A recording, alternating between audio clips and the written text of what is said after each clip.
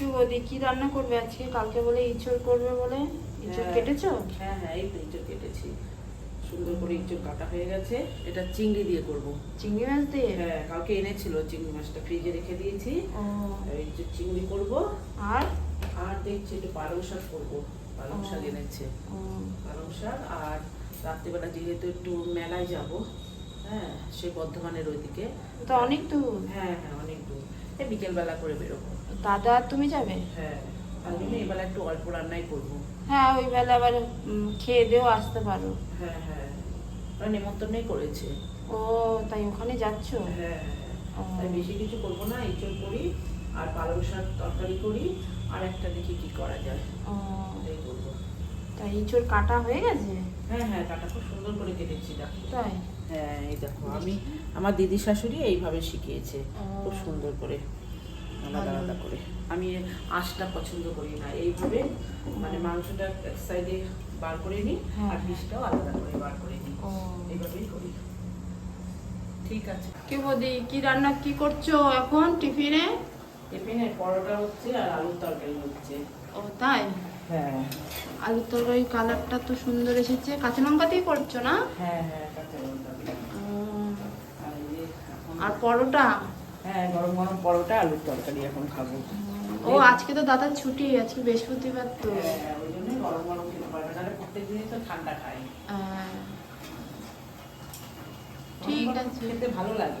কি বৌদি আছে দাঁড়িয়ে দাঁড়িয়ে খাচ্ছ কেন? বসে খাও। না গো, টাইম নেই, আবার রান্না করতে হবে তো। ইঁচড় চিংড়ি আছে না, তুমি তো পারবে না। না, ইঁচড় চিংড়িটা তোমার মতন আমি করতে পারবো না। হ্যাঁ, ওই জন্য আমাকে একটু হেল্প করতে হবে, তাড়াতাড়ি দাঁড়িয়ে খাচ্ছি। ও, বসে কেন খেলে তো- তরকারিতে ঝাল হয়নি? তরকারিতে হ্যাঁ। ঝাল হয়েছে, তাও একটু লঙ্কা এনেছি, লঙ্কা দিয়ে খাবো। ও, লঙ্কা দিয়ে ভালো লাগে খেতে। ও, তরকারিতে কাঁচা লঙ্কার কিন্তু টেস্টই আলাদা। হ্যাঁ, কাঁচা লঙ্কা তরকারি খেলে খুব ভালো। আমরা তো খাই কাঁচা শুকনো লঙ্কার মানে কালারের জন্য খাই আমরা। ঠিক আছে। খাবারটা খুব ভালো লাগলো। এটা কি ইঁচড়ের জন্য দেবে? ইঁচড়ে দেবে চিংড়িটা? হ্যাঁ, হুম। ইঁচড় চিংড়ি হবে, ইঁচড় চিংড়ি। তাই বড় বড় এনেছে তো, তার জন্য একটু কেটে নিচ্ছি। ছোট ছোট করে নিচ্ছি। হ্যাঁ, অনেক বড় বড় তো তাই। ঠিক আছে, কাটো। মাঝারি সাইজটাই বেশি ভালো লাগে, তাই না? হ্যাঁ, হ্যাঁ। তাহলে আর কাটতে হয় না। না, এটা একটু অনেকটাই বড়। এই চিংড়ি ভাপা ভাপা খাওয়ার জন্য ঠিক আছে।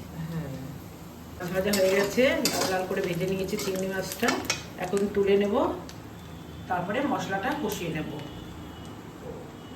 আলু ভাজা হয়ে গেছে, ইঁচড়ের আলু ভাজা হয়ে গেছে। এই যে এখন মশলাটাকে কষানো হচ্ছে, কষিয়ে তারপরে ইঁচড়টা দিয়ে দেবো। আর এদিকে চিংড়ি আর আলুটা ভাজা হয়ে গেছে, একটু কষিয়ে নিই, তারপরে দিয়ে দেবো জল। জল দেবো না, ইঁচড়টা দিয়ে দেবো। বন্ধুরা, ইঁচড়কে কিন্তু আর একটা কি নাম বলা হয় সেটা কিন্তু আমাকে কিন্তু অবশ্যই কমেন্টে জানাবে, ওটা কি নামে বলা হয় ইঁচড়কে। ঠিক আছে, এই যে কষানো হচ্ছে, আমার ইঁচড়ের তরকারি রেডি।